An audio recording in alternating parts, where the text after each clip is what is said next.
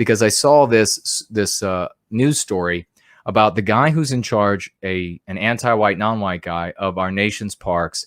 David Vela is the first Latino to lead the agency. He's as anti-white as you can possibly be, and talking about, from the point of view of a non-white person. Do you think the parks are affected by systemic racism? I think that as a person of color, I don't give a damn from the point of view of a non-white. You have a job for the United States of America. I don't give a damn what your race is. It shouldn't play any role whatsoever in any decision you make for the totality of the country. You got to make a decision for all the races that are here, jackass. But no, that's not what he's doing, because he's anti-white, and we're inside the anti-white narrative. So he wants to make a decision that's good for non-white people. And that is, he wants to make decisions, set up programs that are going to be funded by your tax dollars to pay.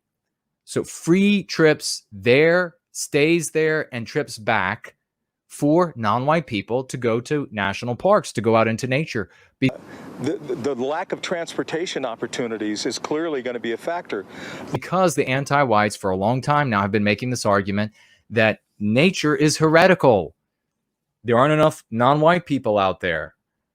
To many Americans of color, parks, campgrounds, and forest land are stubborn bastions of self-segregation.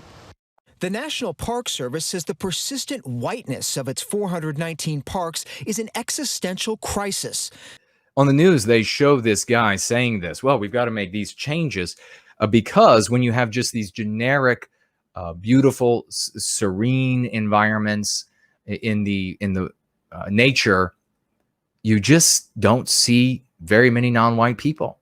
And I say, oh, well, they don't want to be there, so don't force them there. If they don't want to go out in those general environments as a group, then why are you trying to force their group? They're trying, you know the answer to this, because they want to take it away. They want to white erase people from those areas. And they said, to demonstrate, well, this has got to be changed. They had a non-white woman they interviewed, and who knows how many they had to interview to get this interview. Maybe they all said the same thing.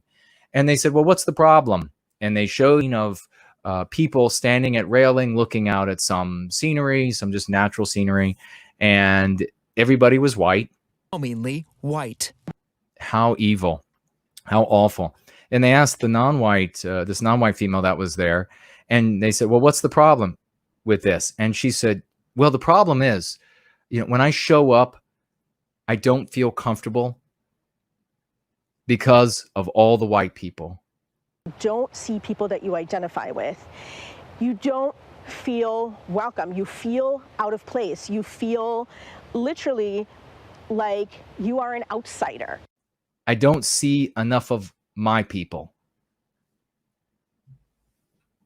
Now that says it all. What's the remedy there, ladies and gentlemen? The remedy there, to jump to the end of that book, is that she will feel comfortable when the white people are gone. And you know what? She will. She's not seeing her biospirit there.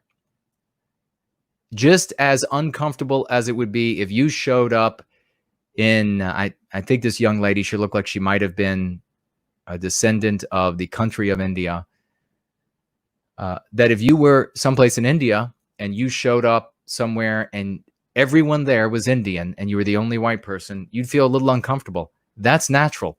That is the nature of the human animal. And the only way to fix it is to get rid of the group that is causing the discomfort. And that is at its core anti-whiteism. The only way to correct that situation is to get rid of the white people, or to make them so few in number relative to her people that are present that they will essentially be white erased, effectively be white erased.